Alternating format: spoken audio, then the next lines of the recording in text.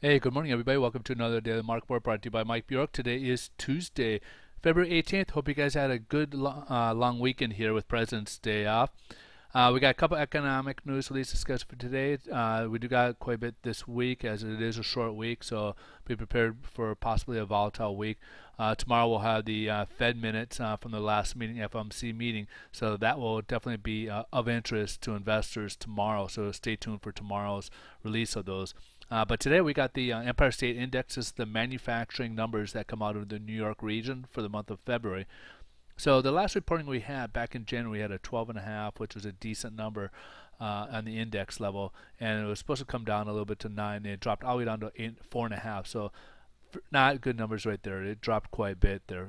So we're basically about a third of what we were the previous month. So it dropped 2/3. So not a good sign right there.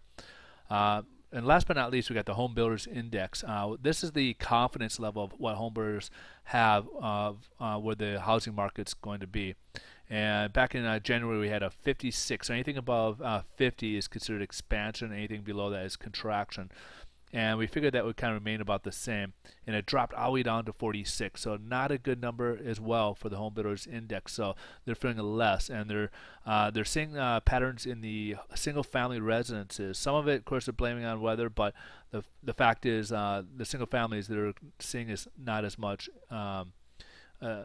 They're not as confident in that level. So stay tuned to see how the housing market reacts later in the year. Right now, at least maybe certain areas, but I know in the South Bay area, in the Los Angeles region, we're seeing a lot of activity picking up since the holidays are over. So we'll have to kind of wait and see if this is going to be that way on a national level or not. Okay, let's go ahead and jump over to the headline news. Nothing really to report today other than the stock market, and that's mixed because of the what's related into the data that was released today, so not good news there. So basically the Dow is down, but the S&P and Nasdaq are both up, and those are being geared towards earnings and what's being done on mergers and such that are being reported. So let's go ahead and take a look at the bond market and see what interest rates are doing. So we're having a little bit of a rally today. We ended up at 104.16 on Friday, and we started off there, and now we're up about 15 basis points and touching on the ceiling, the new ceiling that was created. So as a result, we do have an improvement in the interest rates from where we left off on Friday. But we'll have to kind of wait and see as we're as you can see, the different levels that we're the 200-day moving level, we got the 100-day moving, and we got the 30-day moving, all in that range that could really create some volatility, either push us either further up or further down. And then we got the 10-day moving average. At some points, it's kind of like a magnet; it pulls itself up.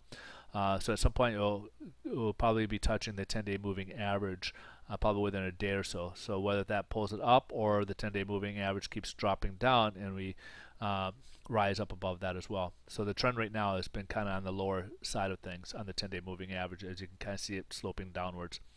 All right, so be cautious here. Again, the FOMC minutes will be probably the big news for this week, as they want to kind of get some insights about the tape. And he talks about tapering if everybody was all zeroed in on the same consensus, or if there are some people if there are some different views that were being presented.